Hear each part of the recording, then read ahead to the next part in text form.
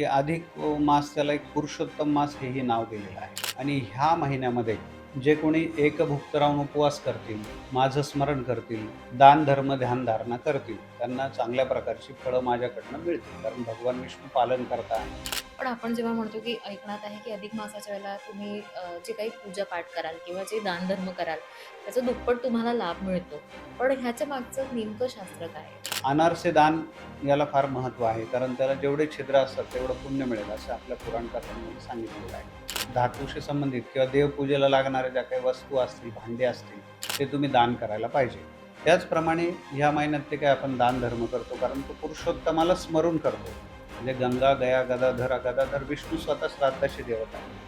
नमस्कार गुरुजी, तुमचं पुन्हा एकदा आपल्या ह्या नवभारत नवराष्ट्राच्या स्टुडिओमध्ये स्वागत करते. गुरुजी, अनेकदा ना अधिक मास आहे, तर करावं, हे करू नये असं ऐकलं जातं. पण सगळ्यात आधी माझा हा प्रश्न आहे, की नेमका अधिक मास म्हणजे काय? आणि हा येणाऱ्या 2026 या वर्षामध्ये कोणता महिना आहे? मराठी महिना आणि आपण इंग्रजी सगळीजणं मोस्टली आपण इंग्रजीमध्ये म्हणतो. तर हा कुठला महिना आहे, की जेव्हा हा अधिक मास येतोय? तर अधिक मास आत्ता 2026ला इंग्रजी मे-जून महिन्यामध्ये आलेला आहे. अच्छा, मे, जून महिन्यामध्ये. आणि मराठी महिना जो आहे ज्येष्ठ, तर तो आता अधिक म्हणजे जे त्याच्यामध्ये ज्येष्ठ अधिक आणि ज्येष्ठ निज असं 2 याच्यामध्ये तो 2 टप्प्यात आलेला आहे. म्हणजे तेव्हा हा 1 महिना वाढलेला आहे. अच्छा, पण अधिक मास म्हणजे नेमकं काय? अधिक म्हणजे प्लस झालेला, वाढलेला, अच्छा. की आपले 12च महिने असतात. हं. पण त्यामध्ये हा 13वा महिना वाढतो. तर तो असा वाढतो, की हा दर 3 वर्षांनी येतो. म्हणजे काय होतं, की आपल्या प्रत्येक वर्षामध्ये 12 महिने असतात. बरोबर. तर त्यातले काही 30 दिवसाचे महिने असतात, काही 31 किंवा 31. 28. तर त्यातल्या ज्या ह्या तिथी आहेत, तर ह्या तिथींमध्ये काही तिथी ह्या क्षय होतात आणि काही तिथींची वृद्धी होत असते. तर मग ह्या पूर्ण 3 वर्षाच्या ज्या क्षय तिथी आणि वृद्ध होऊन मग एक अधिक महिना येतो, की त्या तिथींना मिळून तो 1 महिना तयार होत असतो. तर मग तो हा असा अधिक येतो म्हणजे एक वाढतो. मग तो त्या पर्टिक्युलर महिन्याला तो जोडला जातो, की आता जसं ह्या वेळेला आलाय तो ज्येष्ठ महिन्यात आलेला आहे. अच्छा. मागच्या वेळेस श्रावणात होता. तर मग किंवा कुठल्याही महिन्यात तो येऊ शकतो. मग ह्यावेळेस मेमध्ये मे, जून, जुलैच्या पिरियडमध्ये तो आलेला आहे. तर तर ह्या महिन्यामध्ये आपण असं काही पर्टिक्युलर असतं का? कारण मी अनेकदा ऐकलेलं आहे, की हे दान करावं किंवा हे कामं करावी, हे दान धर्म किंवा ह्या गोष्टी करू नये. तर ह्या वर्षी आपण अधिक मासामध्ये काय गोष्टी कराव्या आणि काय गोष्टी करू नये? बरोबर आहे. छान प्रश्न विचारला. तर काय होतं, की अधिक मास त्याला एक पुरुषोत्तम मास हेही नाव दिलेलं आहे. आपल्या धार्मिक पुराण कथा त्यांच्यानुसार असं आहे, की सगळ्या महिन्यांना प्रत्येकाला एक अधिपती मिळालेला होता. परंतु हा अधिक आहे, त्याला मल मास आणि निज मासही म्हटलं गेलं, तर त्याचा कुठलाच अधिपती नव्हता. मग ते भगवान विष्णूकडे गेले. तेव्हा त्यांनी असं सांगितलं, की "मी तुमची जबाबदारी घेतो." म्हणजे ज्या अधिक महिन्याचा मी स्वामी असेल आणि ह्या महिन्यामध्ये जे कोणी एकभुक्त राहून उपवास करतील, माझं स्मरण करतील, दान धर्म ध्यान धारणा करतील, त्यांना चांगल्या प्रकारची फळं माझ्याकडनं मिळतील. कारण भगवान विष्णू पालनकर्ता आहेत, ब्रह्मनिर्माता आहेत आणि महेश संहार करतायत. तर मग म्हणून त्याला पुरुषोत्तम मास म्हटलं जातं. मग या महिन्यामध्ये जास्तीत जास्त धार्मिक कार्य तुम्हाला करायचे असतात. तुम्ही वेगवेगळ्या प्रकारची पारायणं, भगवान विष्णूचं रामचरितमानस असेल, हरिविजय असेल, त्याचं तुम्ही करू शकता. तुम्ही गंगा स्नान करायचं आहे. प्रत्येक गंगेला जाऊन भेट द्या. त्या गंगेमध्ये तुम्हाला दीपदान करायचं आहे. मंदिरांमध्ये तुम्हाला दिवा लावायचा आहे. जो दिवा तुम्ही मंदिरात लावाल तो दान करायचा आहे. एखादं पाण्याचा घट, कलश आहे तो तुम्ही दान करायचा आहे. आणि अनारसे दान याला फार महत्त्व आहे. कारण त्याला जेवढे छिद्र असतात तेवढं पुण्य मिळेल असं आपल्या पुराण कथांमध्ये सांगितलेलं आहे.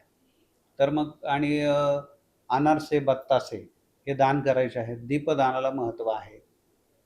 त्याचबरोबर चांदी, सोनं याच्याशी संबंधित धातूशी संबंधित किंवा देवपूजेला लागणाऱ्या ज्या काही वस्तू असतील, भांडे असतील, ते तुम्ही दान करायला पाहिजे. मग यामध्ये पूर्वी कसं व्हायचं, की जावई वगैरे काही गरीब असायचे किंवा काही येत नव्हते किंवा काही पुरोहित प्रकांड पंडित असायचे, ते दान घेत नव्हते. अशा गोष्टी होत होत्या. मग ह्या महिन्यात त्या निमित्ताने त्यांनाही दान करावं, आपल्या लेकीचा आणि जावयाचा सन्मान व्हावा, आणि एक त्यांनाही आनंदोत्सव साजरा व्हावा म्हणून ऋषीमुनींनी ही एक रीत संकल्पना चालू आहे. केलेली आहे, की जावयाला देखील मग आपण ते दान करायचं आहे, त्यांना गोड-धोड द्यायचं आहे. मग त्याला एक धोंडे, याला धोंड्याचा महिना असं मराठीत म्हणतात. म्हणजे मग ते पुरणाचे धोंडे तळले जातात, ते त्यांना दिले जातात किंवा मग 33 अनारसे, 33 बत्तासे, वस्त्रदान, बरं. दीपदान, भांडीदान आपण करतो. काही लोक काही वस्तू स्वरूपात, पैशाच्या स्वरूपातही दान करतात. त्याचबरोबर जे कोणी ब्राह्मण असतील, जे धार्मिक कार्य करतात, उपासना करतात, योग्य मार्गदर्शन करतात, पूजापाठ करतात, त्यांनाही दान करावं. जेणेकरून तुमच्या ज्या काही आरोग्याच्या समस्या असतील, त्या निरसन होण्यासाठी देखील मदत होते.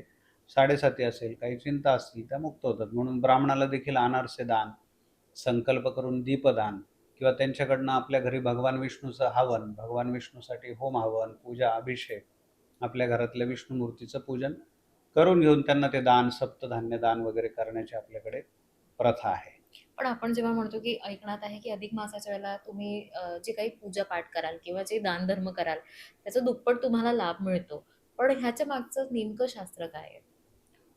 हा अधिक म्हणजे एकतर प्लस मास आहे. म्हणून ज्याप्रमाणे आपण दुधात साखर टाकली, मग अधिक केशर टाकली, तर अजून त्याची गोडी वाढते. त्याचप्रमाणे ह्या महिन्यात ते काय आपण दानधर्म करतो, कारण तो पुरुषोत्तमाला स्मरून करतो आणि तो जगाचं पालन करत आहे, तर तो त्याची आपल्याला फळं तो जास्त देत असतो. परंतु आता अधिक मास हा काही गोष्टीसाठी वर्ज्य बरं. सांगितलेला आहे. म्हणजे तुम्ही नवीन वास्तुशांती ह्या महिन्यात करू शकत नाही. तुम्ही लग्न विवाह ह्या महिन्यात करू शकत नाही.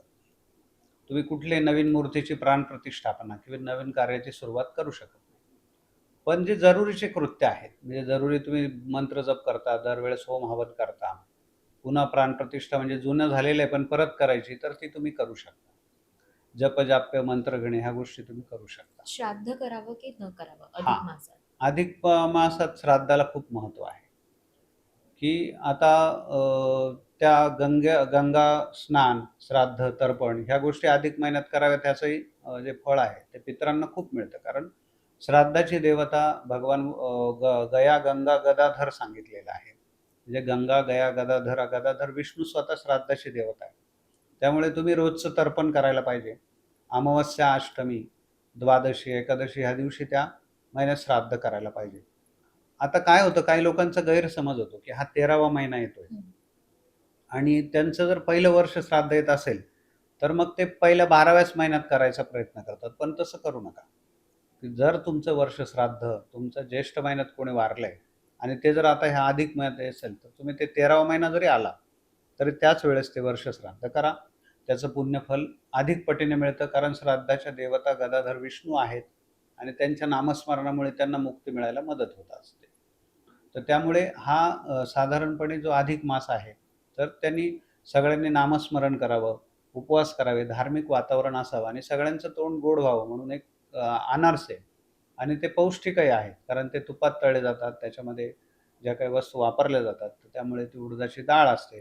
सगळ्या गोष्टी असतात. तर मग त्यामुळे तो प्रसाद हा पौष्टिक आहे. तर प्रत्येकापर्यंत पौष्टिकता प्रत्येकाच्या शरीरात यावी. प्रसाद रूपाने तुमचं तन, मन, धन पवित्र व्हावं म्हणून देखील आणि तुमचं गंगास्नान व्हावं, तर्पण व्हावं आणि आजूबाजूचं जे वातावरण आहे, ते मंगलमय असावं ह्या दृष्टीने ह्या महिन्याचं निर्मिती आहे. महत्व आहे. म्हणजे ही सगळी खरी शास्त्रार्थ गोष्ट आहे ह्या हं. अधिक मासाची, हो. असं मी म्हणेन.